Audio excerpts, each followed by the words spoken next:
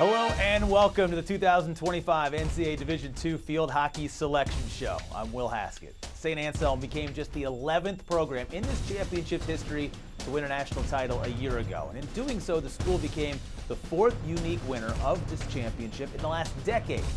For a bracket that is small and yet mighty with just 8 teams, it means any of the schools that we announced tonight could be national champions on November 23rd when we gather at Steph Pettit Stadium in Bloomsburg, Pennsylvania to crown a winner. And you know somebody who's going to be locked in on that game is my analyst tonight, Leah Secondo. Nobody better to help me break down the bracket.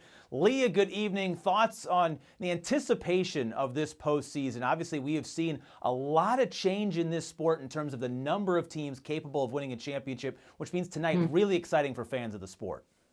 All right, and I think for Division II, we're just thinking ahead to the bracket and what lies ahead for those 8 teams. I am sure that we're going to see some familiar names as far as champions.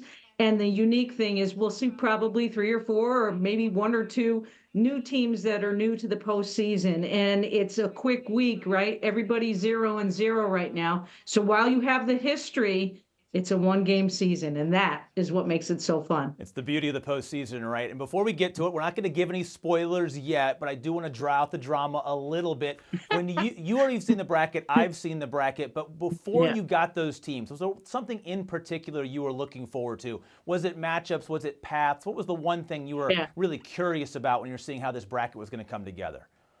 Actually, both, because, you know, with D2, it's inevitable. You have some conferences. Let's take, for example, the PSAC, right? Always strong every single year. And it's inevitable that some of those teams that played each other will likely have to go through each other to get to that final goal. And that's, you know, to me, that's sad in a way, because you'd like to see the bracket increased possibly in some way, so that doesn't happen in the early rounds. But we see it in all 3 divisions. We see it no matter what the sport is, and it's just reality. And, you know, with the PSAC, the way they play, it's inevitable. Yeah. If you're going to win the whole thing, you're going to have to beat the best teams. That may be a team you've already faced 2 or 3 times this season. All right, let's get into it. The single elimination bracket made up of 3 automatic qualifiers, 5 at-large selections, with the first-round games hosted at local sites coming up this coming weekend. So all 8 teams are seeded. Let's dive right into the bracket, not delay the drama any longer. We unveil the top overall seed, and that would be undefeated Newberry. It all came together in a huge way for the Wolves this season. The program, which started only back in 2013, earns its first NCAA berth after a perfect regular season and a run through the SAC. The top scoring team in the country is winning games by nearly 5 goals per, also best in the nation. Parker Keeler, first in the nation in assists, 3rd in goals, while teammate Emma Westbrook, 2nd in the country in goals. If you combine the 2 of them, Keeler and Westbrook average 2.4 goals per game. As a duo, they outscore half of all teams in Division II. That offense draws one happy team that earned the final seed in this bracket. Bentley is in. The Falcons made the committee's job a lot more difficult this postseason, racing to the NE10 championship game by beating 2 teams ahead of them in the regional rankings. That included top-seeded Assumption before losing in double overtime in the championship to St. Anselm. That first taste of 2025 postseason success, enough for an at-large berth. Congratulations to Bentley grabbing the 8th seed. Next matchup, 5-4 showdown. It starts with Westchester. Certainly tested all season long. Alina Berger set a career high in saves the last time out. 12 of them in that matchup. If she can continue that momentum, it could make things difficult on a first-round opponent that is East Stroudsburg, the 2015 and 2022 national champions, back yet again, making it 10 straight appearances in this bracket. The 2025 version of this team, top 3 in the nation in scoring without a single player averaging over a goal per game this year.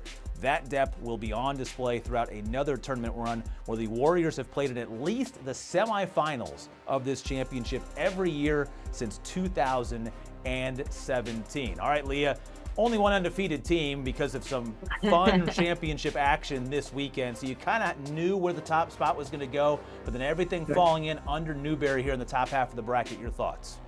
Newberry and Bentley, it's their first go-around, an opportunity to win their first ever NCAA Division II championships. That sounds exciting enough as it is, right? And then you have the two veterans, the ones that have been here before. Westchester with that long pedigree, they last won in 2019, and ESU in 2022. The regular season meeting between that one was, very, very close, with Westchester winning that one 2-1 in overtime. So that bodes up very well for this rematch in that first round. Yeah, it's a fascinating kind of newbie versus experience that would happen to whoever the semifinal matchup ends up being. Okay, to the second half of the bracket. It begins with Shippensburg, the 3 seed in the conference tournament. The Raiders took their NCAA fate into their own hands by winning the conference tournament for a second consecutive season, handing Kutztown its first loss of the season in the championship showdown. It was the 4th conference championship in program history, avenging a loss from just 8 days ago. Shippensburg raced out to a 2-0 lead, held on for dear life in the frantic final few minutes to win 2-1 and assure themselves of an easy watch here tonight. And they will get a challenging opener. Doesn't get much more challenging than this. St. Anselm is the 6th seed. The Hawks caught fire last postseason, winning the title with 6 losses on the record that year. That was the most by any D2 champion in the sport's history. And while there are plenty of fresh faces in the lineup this year to try and duplicate that magical run from a season ago, that team used a shutout to win an overtime for the championship. It led the NE10 in shutouts again this year in 2025, maybe a precursor of things to come. Also a precursor, double overtime win to capture that conference title earlier today. All right, the final game, we mentioned this team just a moment ago. Assumption, the Greyhounds' first appearance was back in 2019. They haven't missed a bracket since that debut. Ranked atop their region for much of the year, Paige Gillette was the goalie of the top scoring defense in goals against in the NE10, while Ellen Murray was the top goal scoring player on the top offense in the conference all season long as well. And that Kutztown rounds it out. It has been a run to the national championship game in the last 2 seasons, winning it all in 2023 and falling just short last year. Perfect regular season in the PSAC was a program record thanks to new bests in program history in both goals and assists this year. This actually may be the best version of this team of the last 3 years. The Golden Bears, led by senior forward and captain Erin Gonzalez, she surpassed 100 career points this season. They do enter off of that loss in the conference championship game, and that may just be the refocusing effort needed to go back-to-back in now their biggest tournament of this postseason. And because of that, Leah, with the loss this week, we kind of wondered how some of these conference tournaments would affect seeding. So now that we've seen, especially the second half and how they sort of slotted in, your thoughts now as we got the full field. Shippensburg and St. A's, I think that's going to be a fun matchup. Those two teams met in early September, and in that one, they beat St. A's 4-0. So that has some fun ring to it as well. The Assumption one, I think, too. Assumption, with a deep run back. I want to say we were in Seattle for the D2s, and they had a deep run that year. So they've tasted it. And Kutztown, they too, the runners up in the PSAC now. They want to start fresh here, right? And get back with that 0-0 record. These two teams did not meet in the regular season. I think that's going to be a really good matchup in the first round. With only 8 teams, we talked about paths and how you sort of look at how this bracket shakes out. It's not as if you're protected one place or you're worried about this matchup. You're just going to have to win a few games to get that national championship. But because you're probably looking at a weekend where you're thinking it's going to be Kutztown on that 1 line, now they're the 2 line. As this sort of shakes out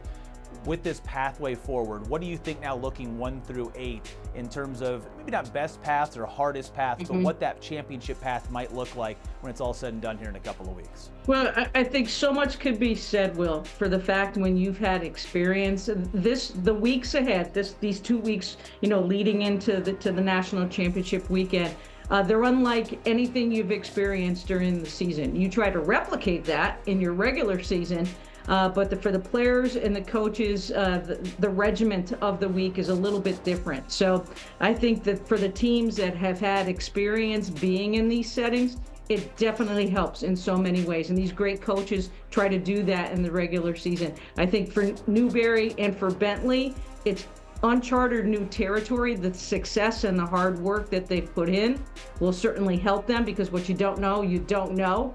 But as it progresses along, it's going to be a little bit different road for them. Might get a little bumpy along the way, but exciting for that opportunity to end the week in Bloomsburg. Leah, your expertise, always the absolute best. It's a busy night for all of us. You're 2 shows in, and we each have another one still to go. And this is one of the most exciting nights for the sport each and every year. Thanks for your time. I'm going to talk to you here, I think, in a few more minutes for all fans with D1 coming up as well. But D2 in the books. Thanks for your time. Looking forward to it. Thank you. And there you have it, all 8 teams that will contend for the Division II National Championship this year. First round games less than a week away. The national semifinals will be determined next Saturday with the 4 winning teams heading to Bloomsburg, Pennsylvania, November 21st, national championship game 2 days later. Make sure you catch the action right here on NCAA.com. For Leah Secondo and our entire crew, thank you so much for watching tonight. Congratulations and best of luck to all the student athletes competing in this year's championship.